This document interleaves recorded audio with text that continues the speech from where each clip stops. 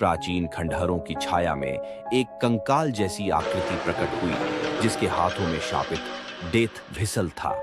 किंवदंती कहती है कि इसे एक धोखे से मारे गए योद्धा की खोपड़ी से बनाया गया था और यह जीवितों पर पीड़ा लाने का शाप था। जैसे ही आकृति ने उसमें फूंका, एक भयानक चीख रात की घनी धुंध में गूंज उठी, जिससे हवा में सिहरन फैल गई और आसपास के पेड़ झूलने लगे। भूले बिसरे कब्रों से पीड़ित आत्माएं गहरे सन्नाटे में निकलने लगीं। पास के गांवों में लोग डर से कांपते हुए अपनी आंखें बंद किए खड़े रहे। अचानक जमीन फटने लगी और कंकाल के हाथ खून से सने ऊपर की ओर खींचने लगे, जैसे वे किसी को अपनी ओर खींच रहे हों।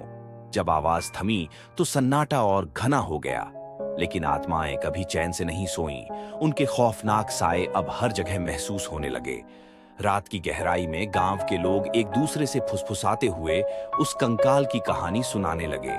किसी ने कहा कि यह योद्धा अपने अपमान का बदला लेने आया है।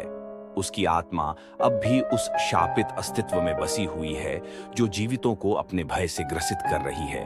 धीरे धीरे गांव में अंधेरा और गहरा होता गया। लोग समझने लगे कि यह केवल एक कहानी नहीं, बल्कि एक चेतावनी है। डेथ व्हिसल की गूंज अब उनके दिलों में बस गई थी और वे जानते थे कि इस रात का साया कभी नहीं मिटेगा। इस प्रकार प्राचीन खंडहरों की छाया में एक कंकाल की आकृति ने एक नई किंवदंती को जन्म दिया, जो सदियों तक जीवित रहेगी।